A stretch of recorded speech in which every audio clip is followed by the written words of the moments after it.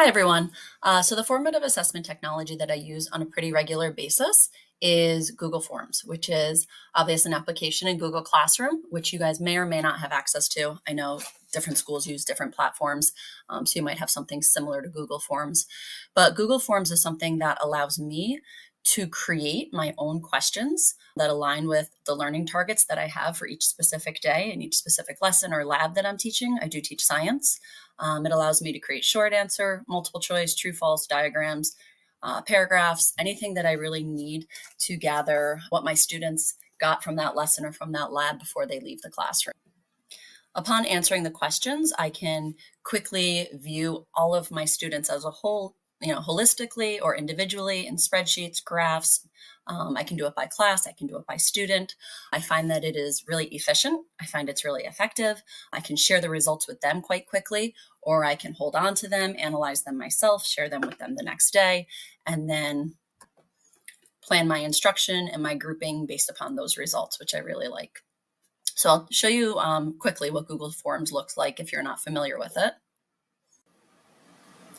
All right, so here is an example of one of the Google Forms that I created. It was an exit ticket where the students were just being assessed on some of the activities and readings that we did for the day. It was also having me, ensure that they understood the big ideas before we moved into a lab for the next day.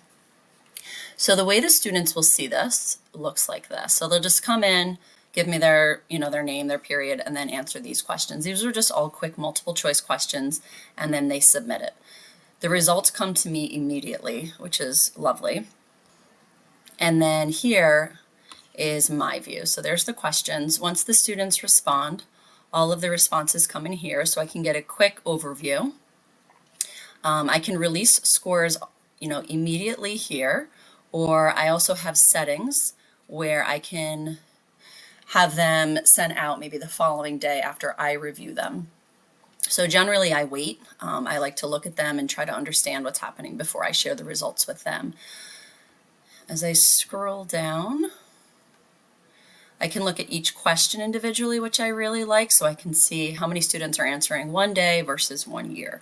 I can also go into each question individually, which I'll show you, and understand which students answered which question. So sometimes that will lead to me grouping students differently the next day. Sometimes I'll pull students and do a small instruction. It could be a lab. We could be going over some of the questions together, doing drawings at the board, anything that I'm concerned that they didn't really walk away with that knowledge that I need them to understand for the following day. But this is all of the questions there. I can also go in and analyze it here by question, as I was saying. So for each question, I can click on the students and understand which students had it correct. I can click on my students and figure out, okay, who's answering this question, and then make sure that I ensure that they gather this information somehow through me, maybe working with their teams, working with another team member that next day to ensure that they gather the correct information before we progress in our lesson. Individually, I can look at each student. I like this. Sometimes I'll pull students up and go over questions with them, and we can try to understand, where their misunderstanding is. I can just look at their results with them. They can pull it up on their screen as well. But I just find that this really allows me to assess students literally every day if I choose to. I can even do it throughout the lesson, which I like and I will utilize at times. It allows me to create the questions. I do like Kahoot and quizzes, but I find that this material and these answers stay on their computer so they can always access it, which is great, especially as we move forward or go back and study things or even just see how far they've come. If I give it as a pre-assessment before we take our test, sometimes we'll go back and look at it and they're amazed at how much they've learned since that pre-assessment. I think that's really a great thing for them to see. I do believe that Google Classroom is instructionally tractionable, as the book says. It really helps me gather information and helps point to very specific learning needs of each student, which I think is extremely helpful.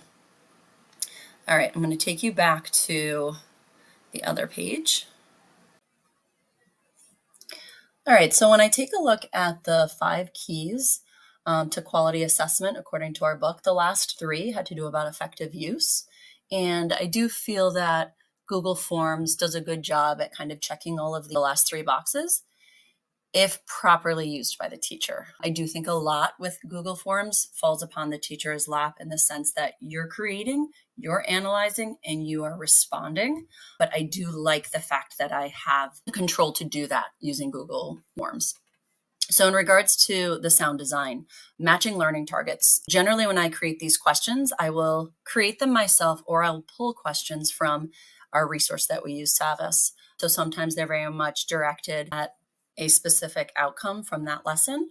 I do like also that within the learning targets, I can create questions for different students based upon their needs. So if they do have an IEP or they're an ELL student, I can make sure that they get a different question that still allows me to make sure that they understood the big learning target of the day, but in a way that I know that they can access that information and share their learning with me.